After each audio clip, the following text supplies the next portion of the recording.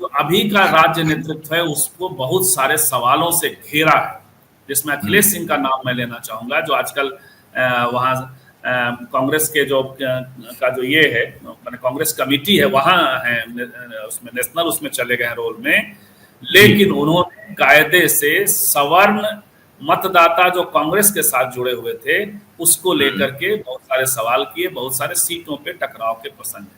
तो ये पूरे मामले में आपने जो कांग्रेस पूछा, तो दलित नेताओं की भी असंतोष मैंने आपको बता दिया, और सवर्ण नेताओं का भी असंतोष। एक बात और अंतिम वाक्य मैं कहूंगा कि कांग्रेस का इंपॉर्टेंस राष्ट्रीय जनता दल के लिए या दूसरे लोगों के लिए क्या है चुनाव में?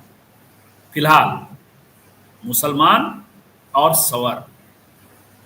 मुसलमान लालू जी के सामने इसलिए कि भाई बंट न जाए थोड़ा बहुत, अदरवाइज आरजेडी के साथ ही मुसलमान है। आज कांग्रेस बाहर चली जाएगी तो जो दिल्ली में हुआ वैसा हो जाएगा, यानी दिल्ली में कांग्रेस को मुसलमानों ने नहीं चुना, आप आंकड़े कुछ और कहते हैं, भले ही दावे जो भी रहे, उसी तरीके से यहाँ मुसलमान राजद तो थोड़ा सा फिर भी इंटैक्ट रहे, कोई परसेप्शनल प्रॉब्लम ना हो, तो वो।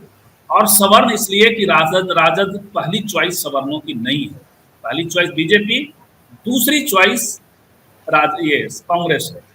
तो अपने वोट बेस को एकदम से डिस्ट्रीब्यूट करके सोशल जस्टिस का प्रोग्राम नहीं कर सकते, उसमें थोड़ा स्लो लेना पड़ेगा, रोटी को किनारे से खाना पड़ेगा। इन्होंने क्या किया कि बीच से खाया, एकदम से उसको ऐसे करने की कोशिश की है, तो उसने भी डिस्टर्ब किया है फिलहाल, अभी ऐसा लग रहा है। और राष्ट्रीय जनता दल राजद आरजेडी की ओवरऑल सिचुएशन आपको कैसे दिख रही है वहां पे अभी इस चुनाव से पहले? अगर हम कंपेयर करते हैं जेडीयू से और बीजेपी से, मैं तो उन दोनों से ही कंपेयर करना चाहूंगा, उस मुकाबले में आरजेडी कहाँ दिख रही है? नेतृत्व बहुत आगे है, नेता सी वोटर के सर्वे में भी मैंने बताया आसपास भी कोई नहीं है। उसकी वजह यह है कि ये भी हो सकती है कि 34% के साथ, हम अक्सर कहते हैं राजद हाथी है, तेजस्वी थोड़े मोटे से हैं तो हाथी कहने में लोग रूपक के तौर पे ना ले ले, हाथी इस सेंस में मैं कहता हूं कि 34% से कोई भी दल नहीं शुरू होता है, वो राजद शुरू होता है। तो इस लिहाज से तो नेता के तौर पे आगे हैं। छवि जो इनकी कोशिश की जा रही है लालू प्रसाद जी से जाकर, वो खुद ही बीजेपी को भी विश्वास नहीं है कि वो कितना इसको, या जदयू को भी विश्वास नहीं है कि लालू जी का डर दिखा करके कितना तेजस्वी को डैमेज कर पाए, लेकिन वो लोग यकीन उसी पर कर रहे हैं। एक बात। दूसरी बात यह है कि तेजस्वी यादव और मतलब राजद जितना ज्यादा फ्लेक्सिबल, अभी सबसे बड़ा गोल्ड माइंस ईबीसी है, जो मैंने कांग्रेस के संदर्भ में कहा, एक्सट्रीमली बैकवर्ड क्लास। तो जितना एक्सट्रीमली बैकवर्ड क्लास को जोड़ पाएगा महागठबंधन राजद, कांग्रेस की तुलना में ज्यादा विश्वास ईबीसी का उसके ही साथ होगा, जो भी है उसके ही साथ होगा। 14% मुसलमान का तो है ही उसमें, 12 से 14% ईबीसी मुसलमान है।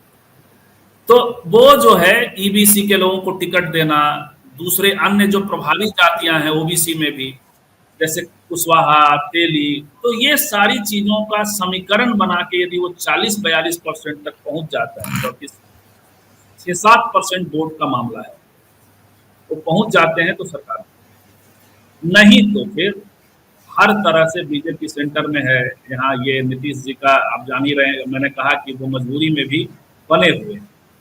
तो इस लिहाज से, हालांकि इसमें इस तरफ तो किसी के पास भी इतना बड़ा वोट बैंक नहीं है, सब 4%, 5%, 3%, 6%, 8% के मालिक है।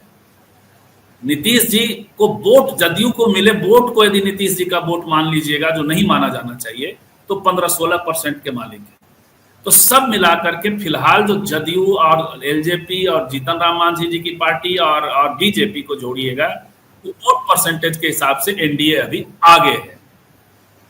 तो उस मार्जिन को इनको, चूंकि नेता, लोकप्रियता, हर तरह से राजद आगे है, तो थोड़ा यदि वो मार्जिन बांट लेता है तो ठीक है।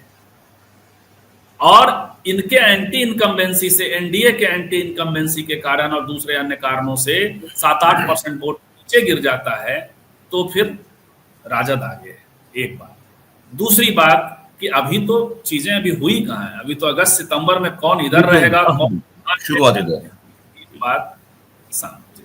तो ये जो इंटेंसिव सर्वे की बात है, ये इसका क्या मतलब का असर है कि किस तरह से देखती हैं पॉलिटिकल पार्टीज, और क्या इम्पैक्ट है इस अचानक लिए गए निर्णय का, और उसकी जो टाइमलाइन बहुत सीमित रखी गई है 26 जुलाई, तो कैसे देखते हैं इसको बीजेपी, प्रभावित करते हुए? देखिए बीजेपी को पकड़, इसको ऐसे कह सकते हैं, बीजेपी और एनडीए को पकड़ के कुल्हाड़ी पे दे मारा है ये चुनाव आयोग ने। यदि चुनाव आयोग इस प्रोग्राम को आगे ले जाता है और जो खबरें आ रही हैं ग्राउंड से वो बना रहा, तो फिर वही जो 7-8% वोट जो गिरने वाली बात है, ये वो गिरने की स्थिति हो जाएगी। ये किसी को निकालेंगे क्या? आमतौर पे परसेप्शन होता है कि मुसलमान बाहर से आ गए, बांग्लादेशी आ गए, उनको बाहर निकालना है, लेकिन फेस तो कर रहा है कुशवाहा। जो खबर आई हिंदू में, वो उस खबर में एक भी मुसलमान की चर्चा ही नहीं थी। आज इंडियन एक्सप्रेस की लीड खबर, बैनर खबर है बिहार में, उसमें मुसलमान की चर्चा ही नहीं हो, तो मुसहर से शुरू होता है। और मुसहर एनडीए का वोट बैंक है, पासवान एनडीए का वोट बैंक है। जिस तरह के कागजात मांगे जा रहे हैं, चाह करके भी आप अपने कैडर को लगा भी देंगे, तब भी पूरा तंत्र लगा देंगे, तब भी 25 दिन में जो परेशानी होगी, बेचैनी होगी, वो आपके लिए आई होगा। यदि विपक्ष ने इसको पॉलिटिसाइज कर दिया, जो कर रही है, कर भी रही है, हो सकता है सड़क पे, पप्पू यादव ने तो कहा कि घुसने नहीं देंगे अपने घर, अपने गांव में। तो ये सब चीजें यदि हो गई तो चुनाव निकालना आसान।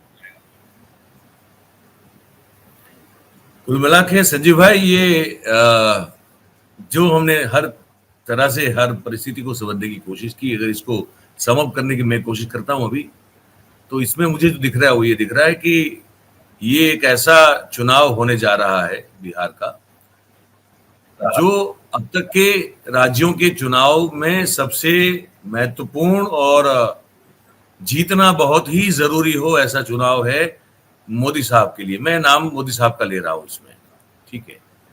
और अगर ये चुनाव वो कैसे भी करके जीत जाते हैं तो उनके लिए फिर इसी मॉडल को आगे लेके बंगाल तक पहुंचना थोड़ा आसान हो सकता है। तो अब ये मोदी साहब की जो हर तरह की तिकड़म है वो चलेंगे, या फिर बिहार की जनता की बात जो है सही में जो है वो पटल पर आएगी और वही प्रस्तावित होगी। अब इस पर हम और आप जो है नजर बना के बैठे रहेंगे, और उम्मीद करता हूं कि हम लोग जो है बार समय समय पे आपसे जानकारी पाते रहेंगे। आपके अपने कार्यक्रम का समय हो चुका है तो मुझे पता है, तो मैं अब ज्यादा समय रोक के नहीं रखूंगा। आपको बहुत धन्यवाद दूंगा, आपने समय निकाला और ये जानकारी हमारे दर्शकों को दी। संजीव भाई, thank you very much. Thank you very much.